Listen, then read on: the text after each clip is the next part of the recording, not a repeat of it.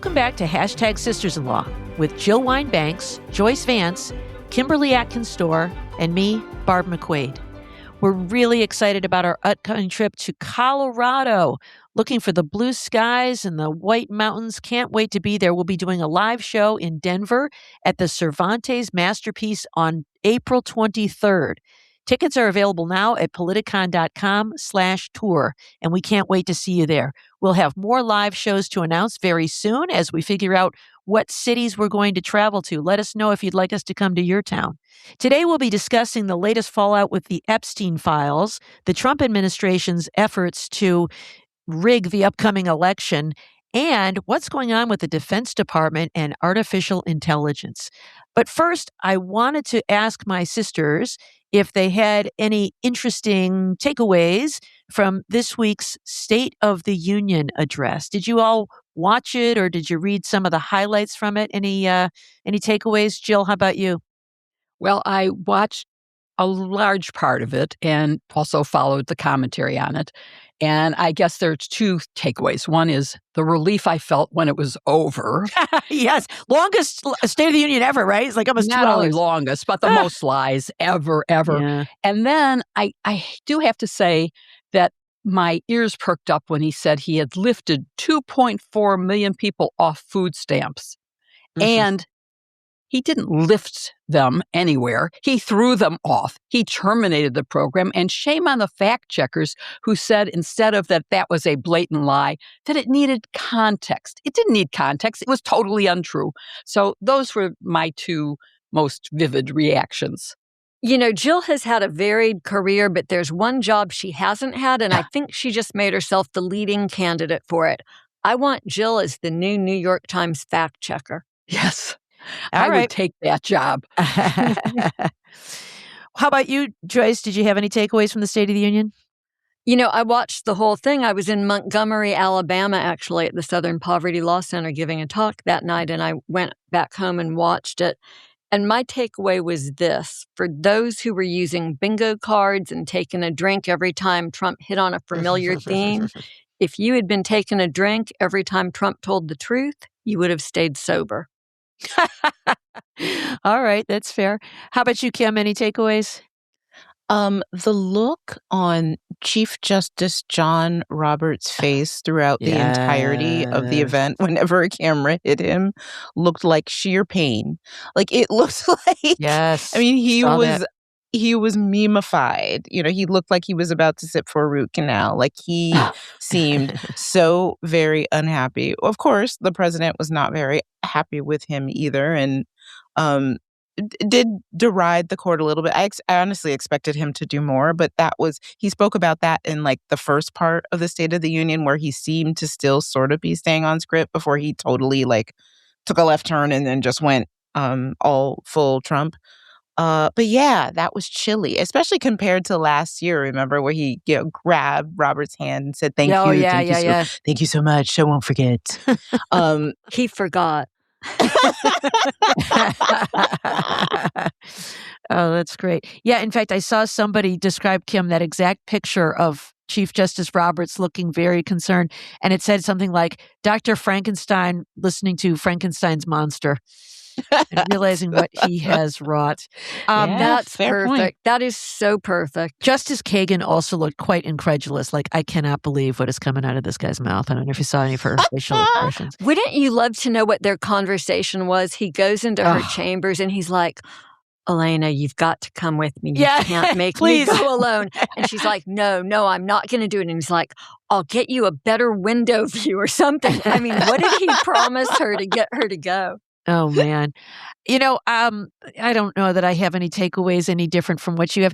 I have some really mixed feelings about the USA men's hockey team. I kind of feel like they allowed themselves to be exploited. Yes. They were such a feel-good story. You know, the men and the women both won these gold medals over Canada. Should have been just, you know, a wonderful triumph of sportsmanship and athletic achievement and national pride. And instead, you know, we see politicians sort of trotting them out like they're mascots or something. And I really hate the way sports has become sort of politicized. all of us should be able to enjoy this championship. All of us should be able to share in it with these great champions. And I don't fault any of them who showed up. I think the only person I fault in all, and the women declined an invitation to the White House. I say kudos to them.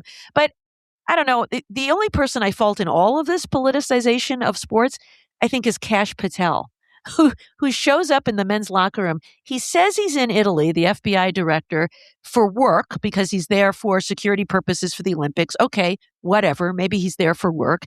And then he decides to go to the game to show his support. Okay, that's fine. And then he decides to stop into the winning locker room because he was invited, I'm putting that in air quotes, to congratulate them. Okay, that's fine too. Then how does he find himself chugging a beer with the winning team? If he's working and he's on duty, why is he chugging a beer? And he's just conflating these roles of being sort of celebrity and government official. Pick one, Kash. You don't get to be both, because I really was offended at the way he was portraying the FBI as this beer drinking frat brother bro of the USA hockey team. You're kind, Barb, but I'm not willing to let the rest of the folks involved off that easily. I was ashamed for the men's hockey team. I loved their win. I enjoy their eagerness to play the sport. I even understand how something like that could have happened and gotten out of their control. But I felt like they abandoned their sisters on the women's hockey team in many ways. And I loved the response of the women's hockey team, which I thought was more in line with people who believe in preserving the spirit of the Olympics, which is not about provoking hate or diminishing women either as athletes or in modern life. So maybe my reaction was overboard, but my jaw dropped when I saw the men's hockey team filter in. Yeah, I just have to add, in terms of sports, I was really offended when the president said he was giving a Medal of Freedom to the goalie, and that the goalie was giving him, and did give him, his Olympic gold medal. Donald Trump does not deserve a gold medal, and it was... But he can put it with his Nobel Prize, Yeah, Jill. yes, Come right. on. Of course. He's going to keep... And the FIFA award, and what... I mean, really... We should give him our Webby. Oh, that's such a good idea, you guys. Yeah, we'll send him one of our Webbies. Oh, I will take one for the team, and we can give him one of the hashtag sisters-in-law Webbies. Good call. Out of my cold, dead hands.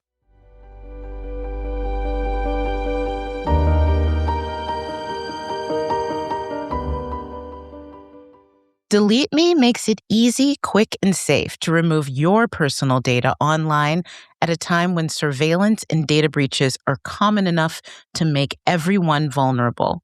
It's dangerous out there, and that's why DeleteMe does all the hard work of wiping you and your family's personal information from data broker websites.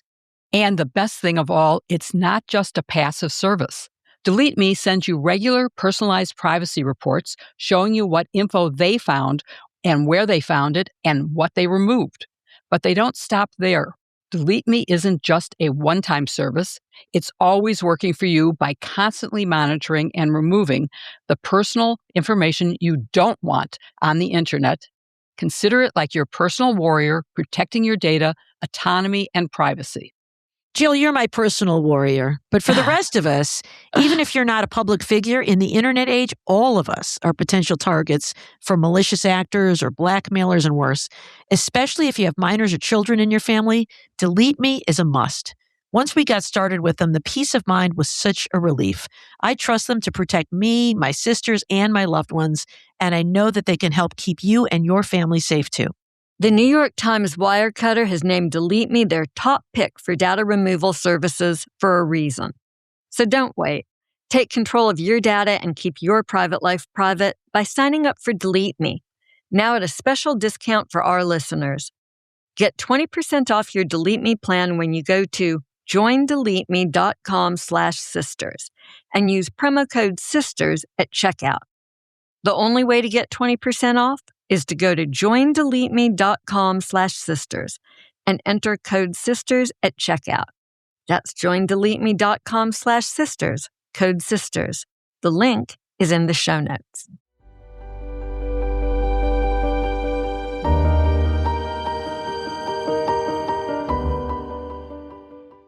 Well, there was a lot more news related to the Epstein files this week. Hillary Clinton, the former Secretary of State, and her husband, former President Bill Clinton, sat for closed-door depositions in Chappaqua, New York. And that came after GOP members of the House Oversight Committee subpoenaed them and even threatened them with contempt. Jill, talk about the bombshell revelations that we have learned from these sit downs. Just for anybody reading the caption, that was filled with sarcasm.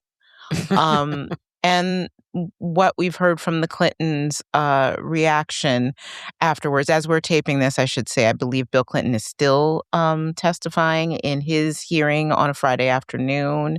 And there was even a leaked photo. Jill, tell us what was going on. So if you can't hear the sarcasm in Kim's voice, maybe you can hear it in mine. The bombshells were that she was asked about Pizzagate and UFOs. Okay, that has a lot to do with Epstein and what the Oversight Committee is doing. No, there are actually no bombshells. She had previously given a sworn statement that said, I don't know anything. I never was at his island. I never met him that I know of. And there was nothing for her to talk about. Why was she called is a really big question. And yet, despite the fact they ran out of questions and had to revert to UFOs and Pizzagate, they kept her for, 11 hours? That's ridiculous. I mean, it just was offensive. Did that beat her Benghazi testimony? It's probably close I to think tied, it was if not 9 anything. and Benghazi was 11, but maybe I'm not good. I think you're I'm right. not good with Benghazi numbers. was 11, so this may have been 9. Yeah. It was a ridiculously long deposition that ran out of questions. She said, I never met Epstein. I did know Ghislaine slightly. She was a guest of someone we invited to Chelsea's wedding. She wasn't invited. She just was the plus one. There was no reason for her to testify. And what was she supposed to say? Well, my husband told me. I mean, that's not anything that's relevant testimony. It's hearsay, and it shouldn't have been asked. The leaked photo is totally a mystery. Why was it leaked? What did they expect? It did cause some chaos. It stopped the deposition for a while because it was a clear violation of the rules. Remember, and the photo taken by Congresswoman Boebert or someone in her staff? Well, or it was something? circulated by Boebert, so presumably it was taken by her, but she gave it to a right-wing talk show, and it was then published, and people became aware of it, and it was upsetting because the rules were that it was going to be private, and it was against the will of the Clintons, both of whom wanted a public testimony, but the committee insisted that it be done behind closed doors. But we will get to see it ourselves. It will be released, presumably within a few days. But why would you send out that picture? I cannot even think of a reason. The Democrats have said it was very gracious of her to continue even after this violation of the rules. And I think one of the best things of this was she started her deposition with a statement that I think, maybe we can put it on our show notes because the statement is really great. But let me just read one sentence. Actually, I think it's 2 sentences, 1 paragraph. As I stated in my sworn declaration on January 13th, I had no idea about their criminal activities, referring to Ghislaine and Epstein. I do not recall ever encountering Mr. Epstein. I never flew on his plane or visited his island, homes, or offices. I have nothing to add to that. So how did they manage to keep her for 9 hours after that? That she knew nothing. It was a total insult to the committee and to us as American citizens that they wasted their time on that. Yeah, I would agree with that. I mean, while I think that there were questions that I think Hillary Clinton should have answered. One of them was like, why was Ghislaine Maxwell invited to a wedding? She the wasn't Clintons was invited. that She her. was Well, a that's. guest Oh, let me of a finish. There were questions beforehand. We knew that she had gone to Chelsea Clinton's wedding, and we didn't know the connection as to why she may have secured an invite to that. And she explained that she wasn't. She was brought as a plus one to wedding. Anybody who's ever thrown a wedding knows that plus ones happen, and you don't have control over them. But that's something that could have been an email. Like that could have been. That did not require her to show up and be deposed in a closed door deposition. I mean, that just wasn't necessary. This was overkill. But one thing I will say that I think is interesting about the depositions of Bill and Hillary Clinton is that Republicans may come to regret that, because if now a precedent has been set that presidents, former presidents, and former first ladies can be brought in and deposed about Epstein, guess what depositions I predict in the future if there is a change of leadership in the House. I'm just saying. Because I do know one first lady who has been pictured standing with Jeffrey Epstein and Ghislaine Maxwell. Yeah, I do too. Like, not to make light, 'cause photographic this evidence. is serious business, but if they get subpoenaed, y'all, we're getting together with popcorn. So, Barb, there actually was a development that is actually worth the committee's attention. What is this I hear about the DOJ possibly wrongly withholding FBI files that contained allegations against President Trump from the documents that have been released? Who is investigating this, and what the heck is a 302? Oh, this is a great question. I'd be very happy to talk about this. But first, I do want to say, with regard to Hillary Clinton's testimony, I remember so vividly her Benghazi testimony. Remember this? Somehow Yes. Republicans were trying to blame her for this awful attack that happened on Benghazi that led to the death of Ambassador Chris Stevens, who was over there. And they grilled her for just hours and hours on end. What I remember about that, I just went back and looked at it. It happened in October 2015. I don't remember where I was flying, but what I do remember is I was watching some of it at an airport of her testimony because it was televised. And then I got on some really long flight and flew somewhere really long, far away. And I got off the airplane. I remember being stunned that she was still testifying. Barb was like, I just landed in Djibouti. Yeah, like, what? And yeah, she still is. Because she testified for like 9 hours. And she's just there like, okay, whatever. Just, what do you got? I'm here to answer your questions. And she held up She very didn't well. even take bathroom breaks. No, Did she, like, for hours? She went like 9 hours without a break. Yeah, and she remained composed throughout it. Yes, she's such a class act. I hate that we could have had her as I get our it. I don't know president. why they thought they were going to break her in this little closed door, but anyway. Yeah. Remember back when she accused, I think it was during Lewinsky and all that stuff, she said there was a vast right-wing conspiracy and everyone kind of laughed at her there. That was so ridiculous. Turns out she was right. Who knew? She's always been right about everything. Turns out she was right. But anyway, back to your question, Kim. Let me start with the last question. You say, what the heck is a 302? That's such a great question. 302 is an FBI form. It's a government form that FBI agents use to record events of investigative activity. So it may be that they review documents. They'll write up a little 302 report. Maybe they executed a search warrant. They'll write a 302 report about what happened. But most often, it is a summary of an interview with a subject. Somebody shows up at the FBI office and asks to report some information, or they go out and knock on a door, or they set up an interview and they ask questions. They will write this summary of interview. They'll take some notes and then they'll go back and they will summarize that in one of these reports. And those reports are shared with prosecutors. It's what prosecutors use to try to figure out the facts of a case and build an investigation. So a file might be filled with dozens or even hundreds of these 302 reports. And what became reported this week is that among the Epstein files that should have been disclosed, some reporters have said that there were at least 4 FBI 302 reports of a single witness who provided information about Donald Trump. Now, one of the things about a 302 is it may or may not be credible. If anybody walks in off the street and says, I want to report a crime, the FBI will take that report down. And so what happens over time is that these reports are vetted, that more investigation occurs. Sometimes nothing comes of them, right? Somebody comes in and says, I've been hearing voices through my tin hat. Maybe nothing happens to that. But sometimes investigations begin this way and a case is built, and that's how they begin. And so these are raw summaries of investigation. They may or may not be true. But somehow a reporter learned, whether it was leaked from a member of Congress, that 4 of these reports with some very serious incriminating allegations about President Trump, allegations that a woman who was at the time a teenager was demanded to perform a sex act on President Trump, and that she declined, and that President Trump said some disparaging things about her. Now, again, these things may or may not be true, but what is disturbing is that these things were removed from the files. This is the reason, dear listeners, that the DOJ policy is typically not to disclose investigative files to the public.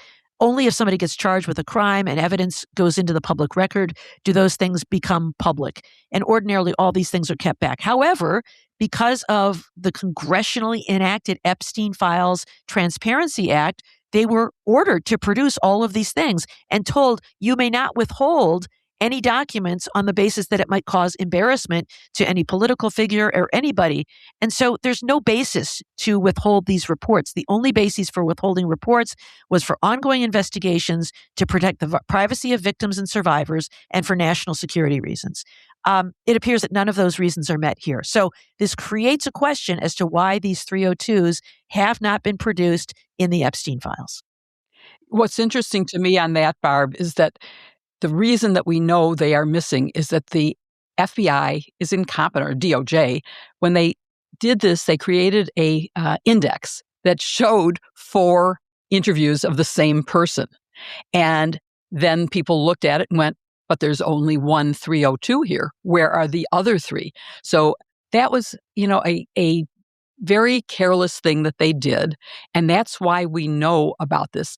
And they thought it was credible enough to go back to the witness 3 times after her initial. Good point. So that causes concern to me that they did not investigate further or that they withdrew them from disclosure. And the one they disclosed was more about Epstein. The other 3 are clearly about Trump.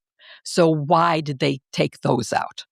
So, Joyce, it sounds like it was the fox investigating the henhouse here, with the DOJ being in charge of what is released, but now the DOJ is investigating this. The DOJ has tried to explain itself not once, but twice. What did they say, and what's your reaction to it? Yeah, so, first there is Justice Department excuse number 1, which they made in a released statement on Tuesday. And they claimed that they'd withheld anything that falls within one of the following categories. This is what Barb was talking about: duplicates, privileged, or part of an ongoing federal investigation. And my reaction to that is that the interviews about the allegations about Trump, they're not duplicates of other things that have been released. Right.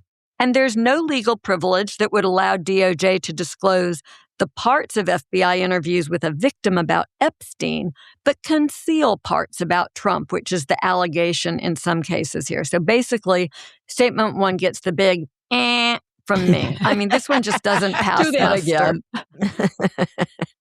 I can't believe I did that. That's like family dinner table talk. Anyhow, that takes us to statement 2, which happens Wednesday afternoon. And here's a pro tip here. When the Justice Department makes a statement and it's so ridiculous that they have to try to make a second statement the second day that's sort of a completely different one, maybe that's a good moment for all of us to entertain some skepticism about the Justice Department. In any event, it's not the Justice Department that 3 of us worked at. But excuse number 2 on Wednesday afternoon was this: DOJ directly addressed the missing interviews this time, and they referred to them as, quote, documents produced to Ghislaine Maxwell in discovery of her criminal case. And they said that the documents were withheld pursuant to a protective order in that case. Oh my. That one just doesn't fly either. It's a total non-starter because the Justice Department in a court filing has already acknowledged that these documents aren't subject to a protective order. And the Maxwell case is all but over. The Supreme Court has declined to pursue it. We've already talked with y'all about that. DOJ has released other documents. If they were truly concerned about this protective order, which just doesn't apply at this time, they could have provided the documents to Congress and said, but please don't publicly release them because of the protective order. They didn't do that. This was just a bunch of people sitting around going, oh, shoot, we need another excuse. What are we going to say? And somebody said, the protective order. Let's say it's covered by the protective order. So, not everything that a witness says in an interview turns out to be true. I think Barb makes a great point there. But good investigators don't ignore stuff. They vet it, especially when it involves serious allegations. And these are serious, whether they turn out to be true or not. And it's clear that none of this is the exoneration that Trump has claimed. The fact that DOJ is lying about this stuff, that's sort of just like, why not wave the red flag and say, we have sensitivity about these documents. Something here ain't right. So how do we get to the bottom? I mean, I can hear our listeners' questions now. There's been a law passed mandating that the DOJ release this stuff, and they're still not doing it, at least not completely. What will it take? Lawsuits, another act of Congress? What will it take to actually get to the bottom of the Epstein files so that we can see them? Anybody? I think it's sustained public pressure. I noticed last night that there was a story about Republican senators telling the Justice Department it needed to turn over what it was trying to hide. And that's not happening because, Senator Kennedy in Louisiana wants to see this stuff get disclosed. That's happening because they're hearing from their constituents in a systematic, persistent manner. And that's something that we can all do. Either thank your Democratic leaders for what they're doing or demand that your Republican ones do better. I know I'm doing that.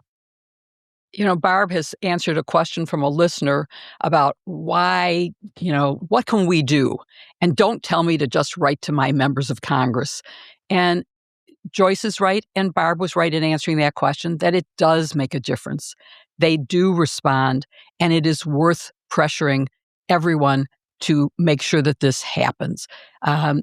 It has changed the outcome of many other cases, and it could here. So, yeah, it should be something that we continue to press. And the other thing that'll help is a new Congress. Oh, yeah.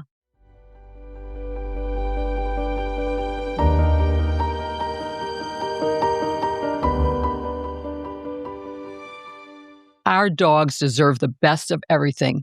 So do yours. So don't feed them burnt out kibble year after year, day after day. Imagine if you were stuck eating the same thing every week. You'd go crazy. That's how our canine family members feel about the usual store-bought stuff. We knew there had to be a better way, but we were paralyzed by all the options until we discovered the Pets Table. It's personalized dog food from the team behind HelloFresh. We've been fans of them for a long time, so it was an easy switch. They offer both fresh, human-grade, and gently air-dried options, or you can mix them to see what your pup prefers. With 9 recipes to choose from, there's so much variety, and every one of their meals is formulated with an on-staff, board-certified vet nutritionist, so it's the good stuff. And look, Bella and Elsa, they deserve the good stuff, along with all of the #sisters-in-law pet family. The air-dried plan is shelf-stable, and it doesn't need any prep. And unlike kibble that's highly processed at high temperatures, the Pets Table is minimally processed, so it preserves actual nutrients, protein, vitamins, and antioxidants that your dog needs to support gut and immune health, a healthy coat, and an active lifestyle. Then they have the human grade. Honestly, it looks table ready, and just like with food we'd all recognize on our plates or in our kitchens, I think Bella and Elsa actually like it better than the burgers. So I happen to be dog sitting for my sister-in-law by marriage, her dog, my little canine niece. Cane niece? My cane niece. And Lyra, could not be more different than Snickers. Like, Snickers will inhale any edible item in front of her. Whereas Lyra is, she's a lady. She likes to very daintily pick up, little pieces at a time if she eats at all. She's discerning. But the great thing about the Pets Table is that there is something for every dog to love. And that is because with choices like fresh beef stew with carrots or pork stew with butternut squash, your dog will be living their best life. Either one is the perfect savory meal for a cold winter day.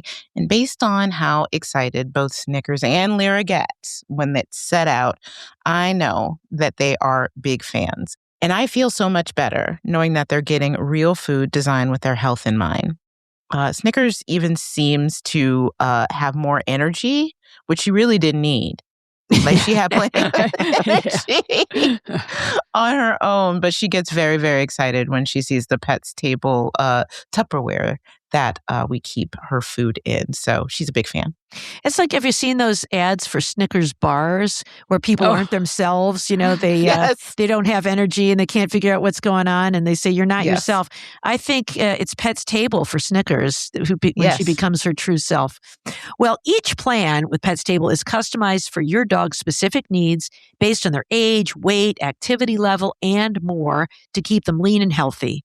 With allergen-friendly and seafood options, there is literally something for every pup. Plus, they back it up with a 100% money-back guarantee on your 2-week trial, so there's zero risk. Help your dog live their best life with high-quality food from the Pets Table. Take advantage of this limited-time offer to get 55% off your first box, plus 10% off your next two at thepetstable.com using the code SISTERS55. That's thepetstable.com, code SISTERS55. The link is in our show notes.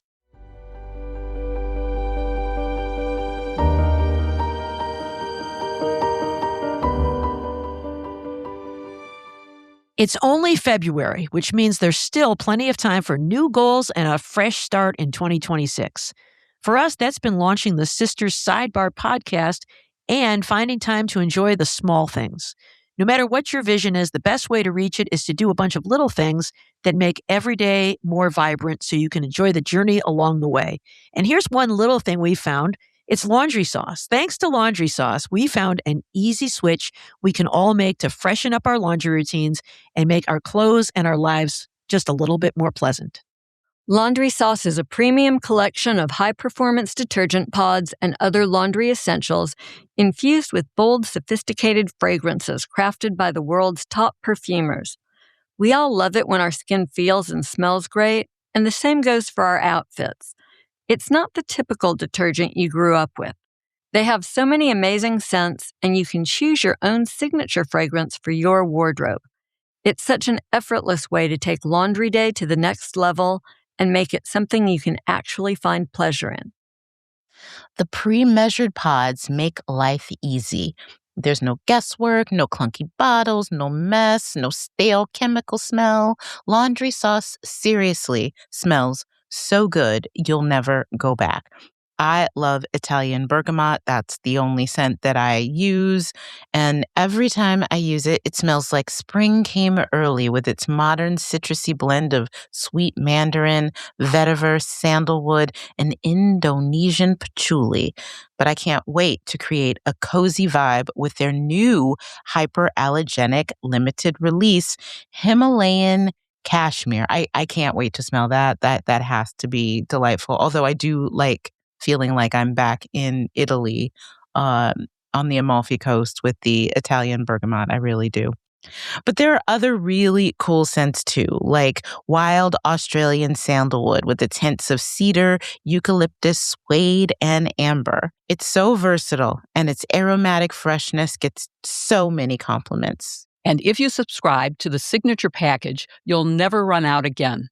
Laundry Sauce comes right to your door on your schedule and also offers scent boosters, dryer sheets, and more, all designed to infuse your laundry with high-end fragrance, fight stains, and elevate it to 5-star status. And for a limited time only, our listeners get 20% off their entire order when you use code SISTERS at laundrysauce.com. That's 20% off at laundrysauce.com with promo code SISTERS. After you check out, they'll ask you where you heard about them. Don't forget to drop our name.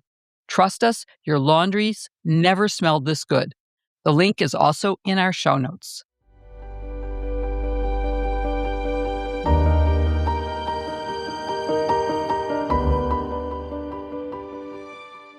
Well, look, there has been a lot of election news in the past week, and my personal sense is that Trump is acting with the desperation of a man who fears his party is going to get trounced in an election, and he's pulling out all the stops, legal and otherwise, to try and prevent that from happening, or at least to so damage public confidence in the outcome of elections that people won't know what they believe.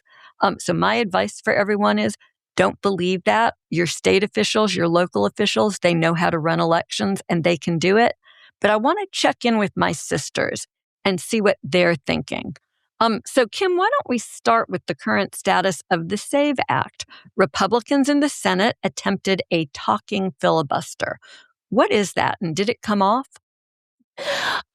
So the second part of the answer is no. That was something that we knew was not going to come off. So just to remind folks, the SAVE Act is a really awful piece of legislation that, among other things, will seeks to impose proof of citizenship requirements to register to vote. The way those citizenship requirements are delineated can disenfranchise any number of people. It's gained a lot of attention for what it might do to, say, people like me whose name no longer matches their birth certificate, and many other married women and others. So it's a mess of a statute, and they're having a mess of time trying to pass it. When you reach the point where you have to rely on something called a talking filibuster, you know it's bad. This is a maneuver in which the party in control of the chamber must keep a majority of the Senate, 51 senators, in the Senate chamber at all times during consideration of the bill, because the minute somebody leaves, someone from the opposing party, and it only takes one person, it could be just 52 people in the room, one Democrat and 51 Republicans, one Republican leaves, goes to the bathroom, and the Democrat can move to adjourn. So to carry it off would be almost impossible. Republicans also don't know that they don't have the votes for the 60 vote procedural hurdle that they would otherwise have to pass. So this bill is dead. Like, they can't admit that this bill is dead, and they were floating all these weird ways that they could maybe try to, put it through like a Hail Mary. And even, Senator John Thune was like, y'all, you need to stop. Like, this is not how we're going to do this. So it's good news for America, but it kind of shows what a mess Senate leadership is right now. Well, that's the SAVE Act. But then there's what's going on in Fulton County. Jill, there was supposed to be a hearing, I think, like right now while we're taping on Friday, where county election officials are seeking return of the records that the FBI seized from them. But that hearing didn't happen. What did the judge do instead?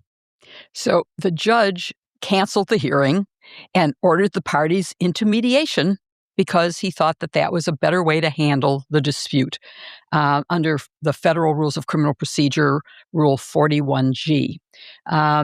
But I think for the audience to understand, we need to have some background about, there was a search warrant seizure on January 28th, and a few days later, on February 5th, the county officials filed a motion under Rule 41G to get the documents returned and to keep the FBI from reviewing the documents until that motion was ruled on.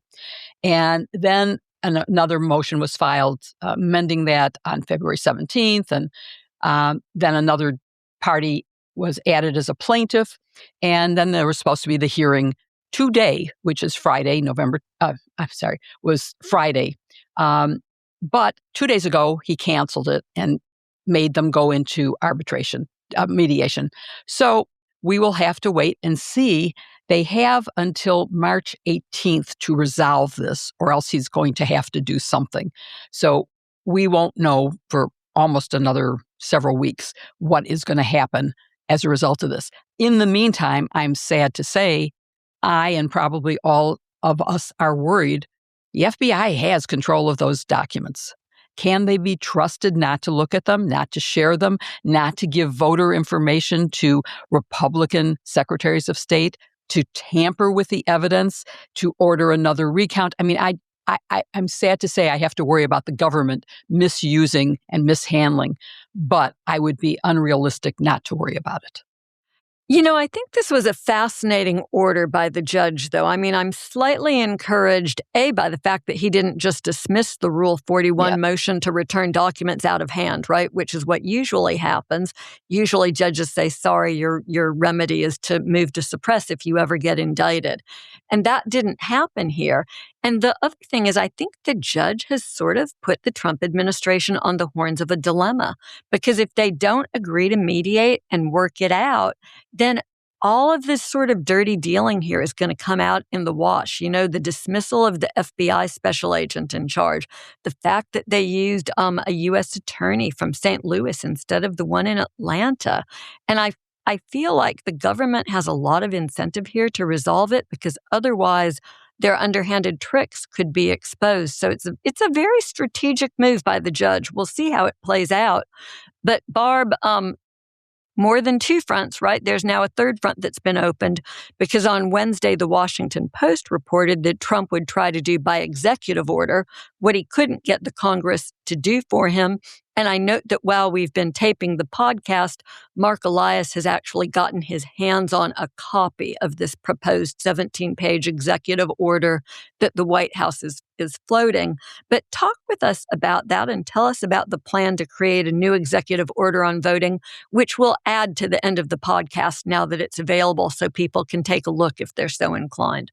Yeah, you have to give the Trump administration credit. They are relentless in their efforts to take over the world. It's like you'd watch the old, Batman show, the one, the campy one from the 60s. These supervillains were just relentless. Like, don't they ever rest? The Trump administration is relentless in its efforts to destroy democracy. So failing, this search warrant, failing the SAVE Act, they're now working on this executive order that would try to create some sort of emergency to unlock presidential power to take over the midterm elections. And so one of the things that President Trump has been floating, and he's been saying, like, I've been looking at all the important legal arguments, and very soon I will be sharing with you all my executive order. But it's this idea that there's this national emergency, that China and other foreign governments are trying to interfere with our elections. That may actually even be true. But his remedy is that because mail-in ballots and voting machines could potentially be used as a vector of foreign interference, he will have to ban them. And that his executive order will say, no mail-in voting, no voting machines, to protect us from foreign election interference. Now, I think there's a problem with that for a couple of reasons. One is there's no authority for the president to be involved in elections. Sort of a big problem.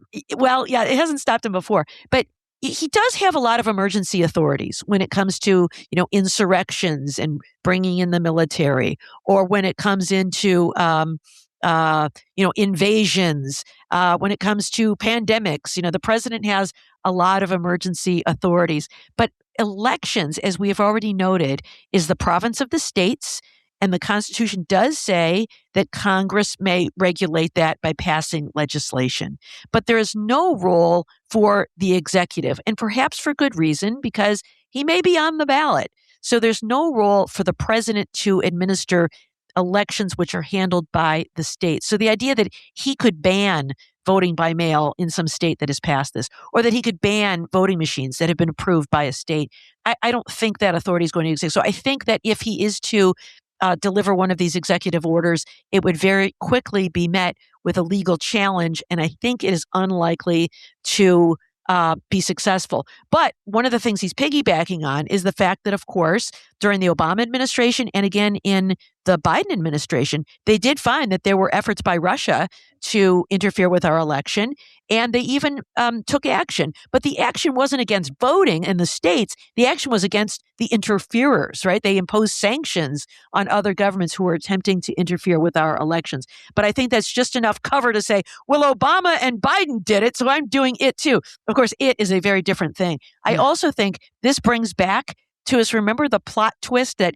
Tulsi Gabbard was somehow present during this search at the Fulton County election office. What on earth was she doing there? I think it is to give cover to this pretext that there is somehow foreign interference that is occurring in this effort to interfere with our elections. And that's why we need this emergency executive order to save us and save American democracy from this foreign threat. Well, that's the news this week on the election front. I'm sure we'll be back with more next week, but it sounds like something we all need to pay attention to is the fact that Donald Trump is trying to gin up yet another fake emergency and use it to exert exceptional powers that don't belong to him.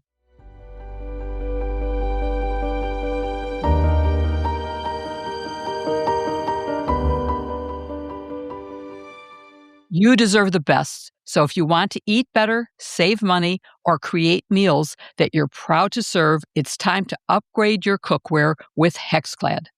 Ditch those scratched up pans that make cooking depressing and cleanup impossible, and replace them with tools as stylish as they are practical. Once you make the switch, confidence in the kitchen comes naturally with how easy it is to cook delicious meals and have everything ready to go for the next one. Cleanup is really easy. HexClad completely changed the way we cook. Their pans combine the durability of stainless steel, the convenience of nonstick, and the versatility of cast iron, all in one beautiful design. You don't have to choose between great performance and easy cleanup anymore. You get a real sear, even heat, and when you're done, it wipes clean and goes into the dishwasher in no time. I am all about the easy cleanup. When I first heard the sound of a steak sizzling on a shiny new set, I knew I could never go back. You know, my whole family loves them. My son took mine to his first condo and he uses them all the time. But now that we've gotten a taste of them, everybody in our family wants a set. No matter who uses them, it's great knowing that they're oven safe up to 900 degrees. My oven doesn't even go that high. Free from PTFE and forever chemicals. And they have stay cool stainless steel handles so that they're safe and easy to cook with. After experiencing HexClad in the kitchen, I know why Gordon Ramsay cooks with them at home and in his restaurants. And thanks to their lifetime warranty, this is truly the last set of pans you'll ever need to buy. Well, listen, no matter what you're cooking and how hot it gets, HexClad pans always manage to look brand new. It's no surprise HexClad has over 1 million customers and over 50,000 five-star reviews, including ours. So don't wait.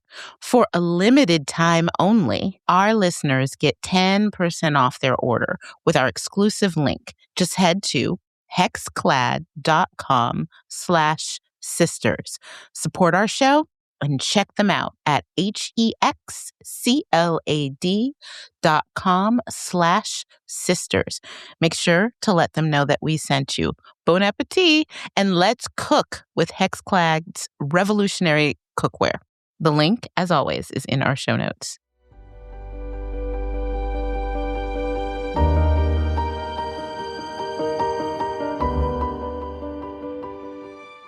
We often talk about the Department of Justice, which is the first federal agency I worked for. But my second federal agency, the Department of Defense, is back in the news this week in a way that is both unique and particularly predictably Trumpian. It's a power grab and an ignoring of the reason for the words of a statute. This time, the Defense Production Act is at issue. The Department of Defense has an extremely interesting opponent in this fight. It is a company called Anthropic, founded and led by a group of now, after it's now worth $380 billion, 40-somethings, all billionaires, with a mission to keep the world safe from AI, that is, safe from the misuse of AI. They left OpenAI because they did not think the safeguards there were adequate. And their website says they are the AI research and products that put safety at the frontier. And that is their basic mission, is to keep it safe.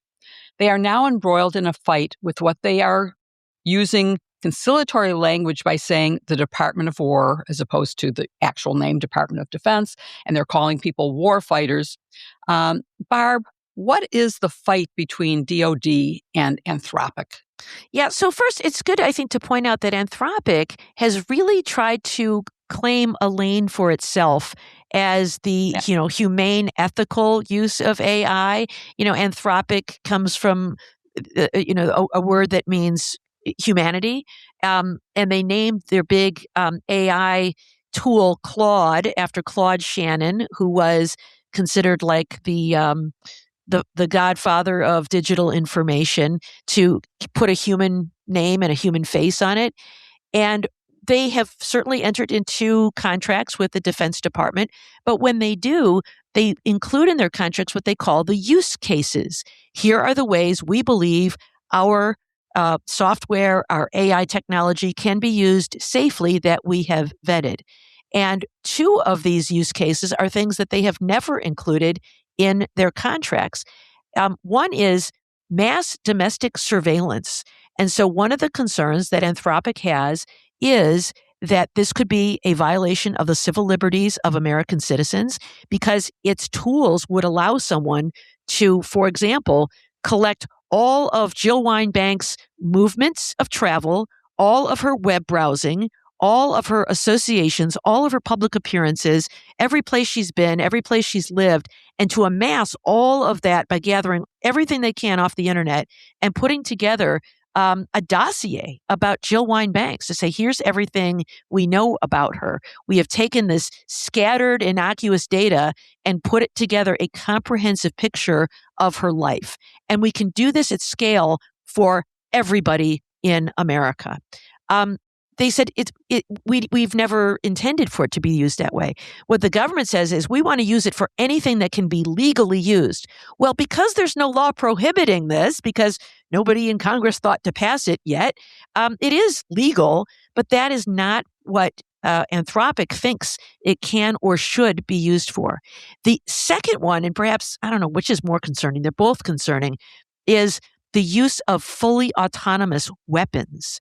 And so, again, they said our use case is that AI weapon systems can be used. In fact, it can improve and reduce human error by collecting all kinds of the minute adjustments that need to be made when we're directing weapons that can actually be better than human use. But they all require human oversight to make sure that critical judgment is being used in deciding whether to use these weapons and how to use them, and making sure guardrails are employed so that we don't just have the machines deciding whether to fire these missiles. This question actually came to a head when there was some sort of military exercise being done about the use of nuclear warfare. And Pete Hegseth, the Secretary of Defense, wondered, can we just use these things? And they asked Anthropic and Claude, and they said, currently, the answer is no. And so it's over these two issues, mass surveillance and fully autonomous weapons, that Anthropic has said, you do not have permission to do this because we don't think it's safe. And we have never suggested that our products can or should be used in that way. The Defense Department says, we demand that they be used in this way. It's so interesting to me. And as you mentioned, this is a company that has carved out a lane of its own. They are actually a public benefit corporation. And Kim, that's really interesting. So what does that mean, that they are a public benefit corporation? And will it make a difference in the fight that is at hand? Yeah, so a public benefit corporation is a company that is incorporated the same way as other companies, but it has a special designation because it is meant to generate a positive impact on society, workers in the community, or some other important cause like the environment in addition to its regular duty to its shareholders of maximizing profit. So there are some key characteristics of it. But the fact that it is that explains a lot about what's going on in this battle, that this is not a company that's just seeking a government contract that's lucrative and, all other considerations are off the table. It's not just that Anthropic is trying to be good and realizing the potential dangers of the broad use of AI in really dangerous situations. They have to. They have a duty to their shareholders to not just do well by the company, but also do good. So they are. This is creating this rift. Well, on the one hand, you have people in the company who have been trying to court the Trump administration and ensure they get contracts like everybody else. They also have lines that they draw about what is right and wrong, and that's why we're in the middle of this battle. It is, and it, I think, will have an impact on the outcome because the shareholders, when you invest, you are investing in a company that is dedicated to this safety guardrails. And actually, Anthropic it is now on my watch, 4:35 Eastern Time.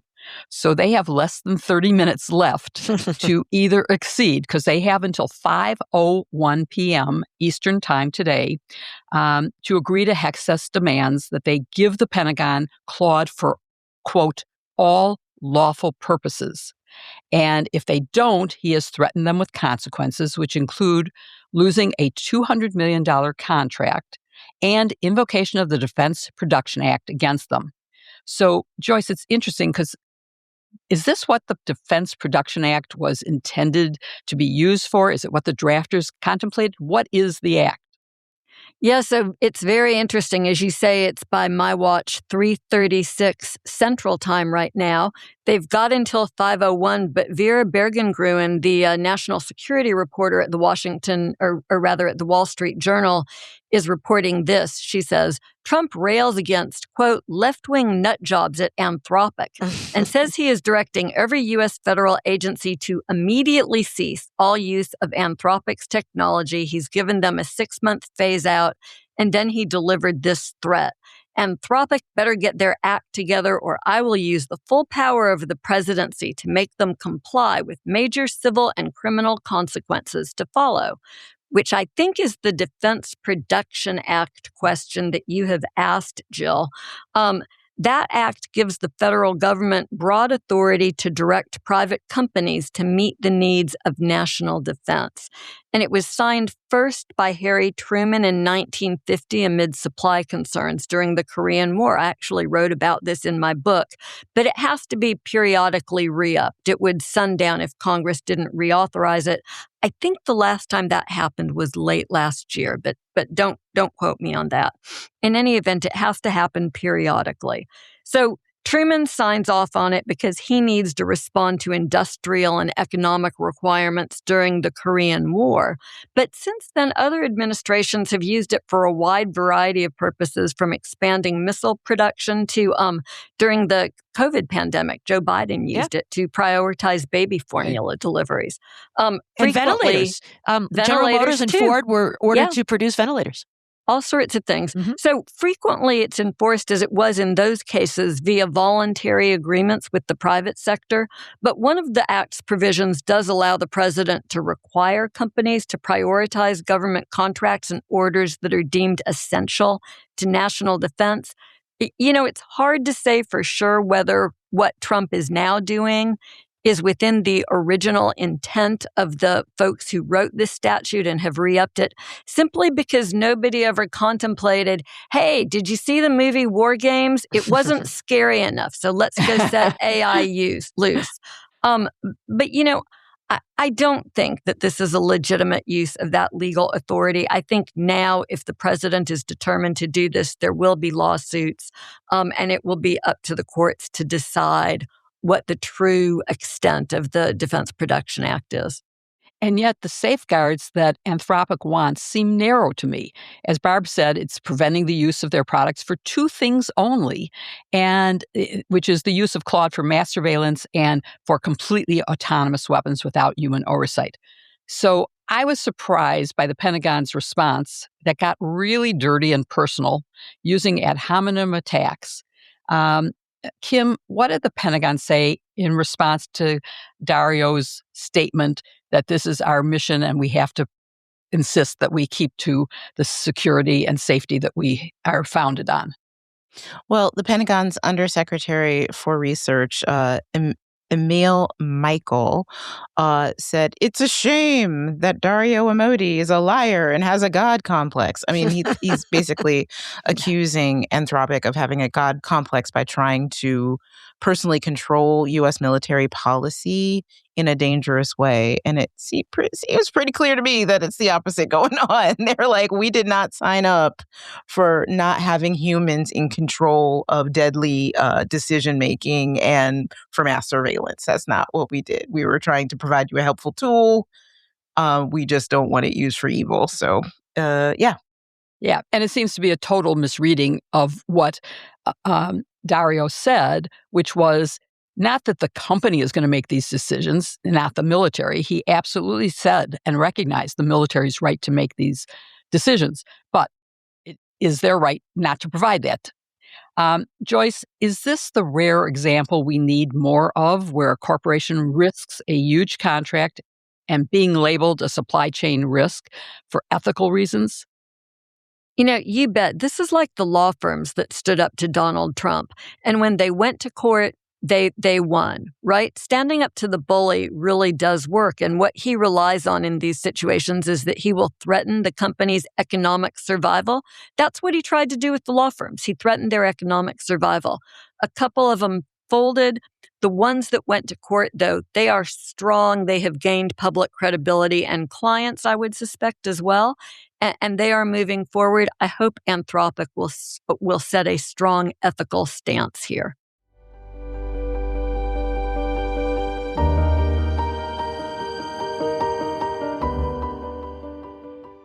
We all want to make changes that can make our lives cleaner, simpler, and better for the planet.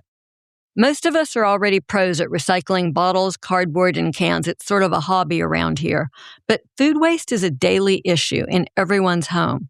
And if you've tried composting, you've probably thought there's got to be a better way. I know I think that all the time. Now you don't have to worry. There is a better way. Meet Mill. Since we found out about them, we couldn't wait to get them for our homes and start forming habits that are better for our families and the planet. So if you haven't heard of Mill, let me fill you in. Mill is an odorless, effortless, fully automated food recycler that can handle anything while looking great in any kitchen. Forget about loud, grinding disposals that strain your plumbing. Just throw anything from potato peels to avocado pits, chicken bones, or even dairy into your Mill. And while you sleep, it quietly transforms those scraps into nutrient-rich, self-stable grounds. It's so powerful that it can process up to 10 pounds overnight, and it can work for weeks before you have to empty it. Best of all, once you have a Mill, there's no more messes, smells, or fruit flies. Now that we found Mill, things are so much simpler. We certainly don't have to take the trash out as often as we did before, and the kitchen is filled with delicious smells of freshly cooked food instead of whatever odor was coming out of the garbage bag. We find that Mill reduces pests that you might find in the house, and the grounds are garden ready in the morning. The plants are going to look better than ever, but even if you don't have a garden, you can add them to your curbside compost. Mill can even pick them up and get them to a small farm for you. You can help the climate problem while also adopting a simple daily habit. And it's fun to use the Mill app to see how much food you're keeping out of landfills. So far, Mill customers have put over 15 million pounds of food to good use. Plus, they offer a 90-day risk-free trial. So if you don't absolutely love it, you can just send it back. Try Mill risk-free for 90 days and get $75 off at mill.com/sisters and use code SISTERS at checkout. That's $75 off at mill.com/sisters and use code SISTERS. Again, mill.com/sisters and use the code SISTERS. And the link is in our show notes.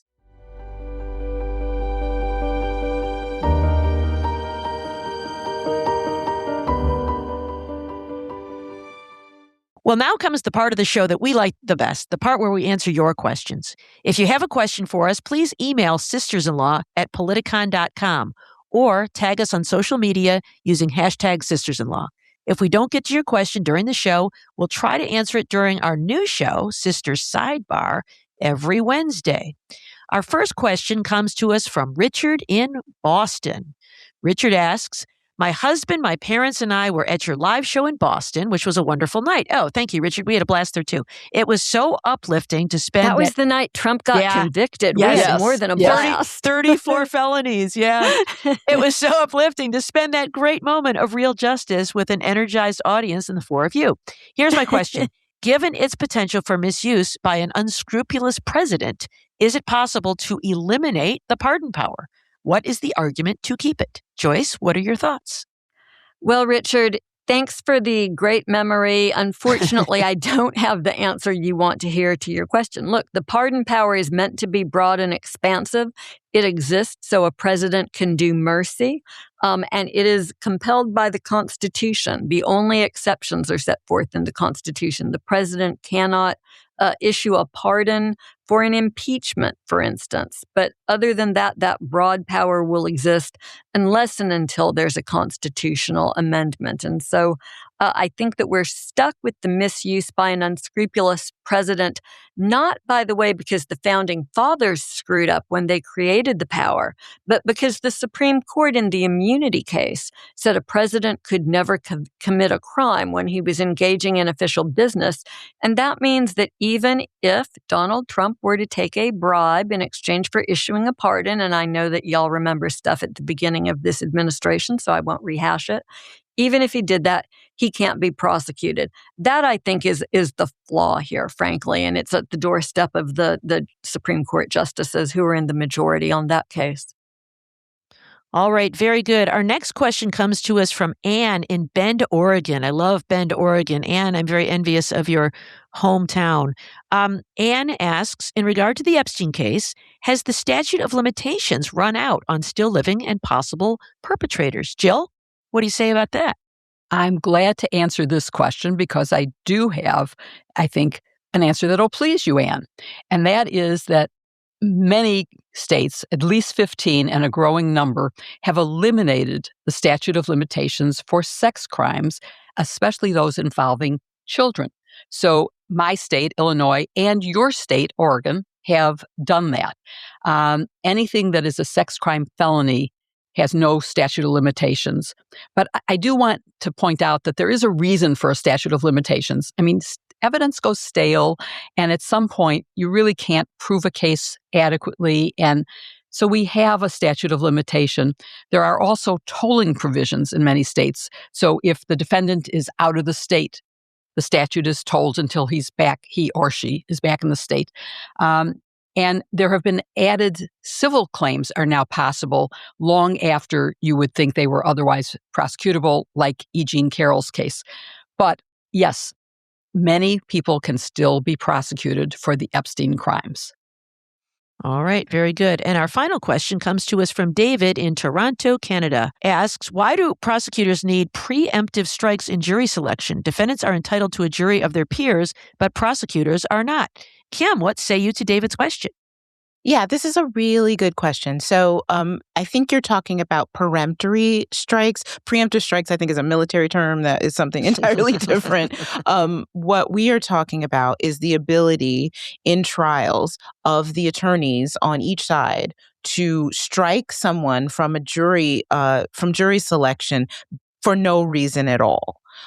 This is something that both, as you correctly point out, David, that prosecutors and defense attorneys are allowed to do in criminal cases, and parties on both sides, too, in civil cases are able to do that. You are right that the right to a jury of one's peers belongs to the defendant.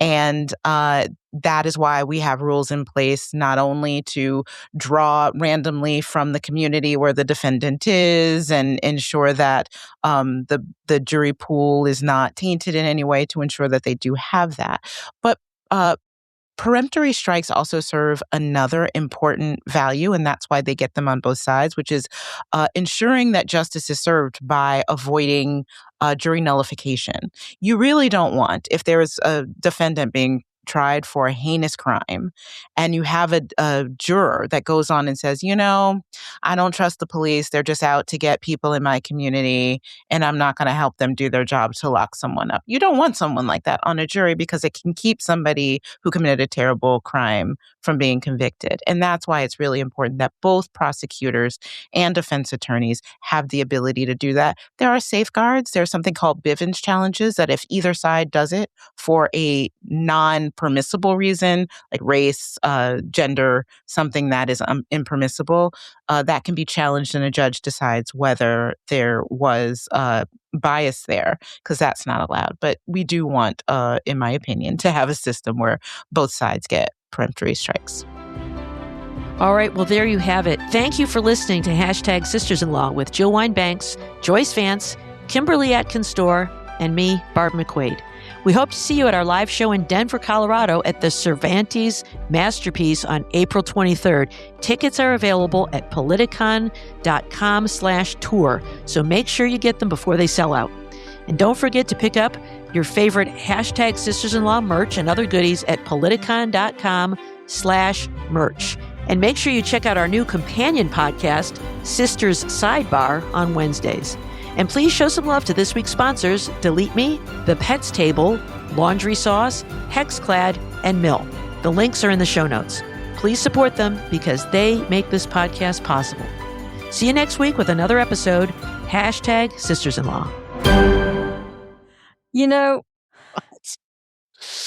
What? I don't even know what that means. I don't even know what that means. Just let it go, Barbara. I don't even know what it means. She cracked herself up.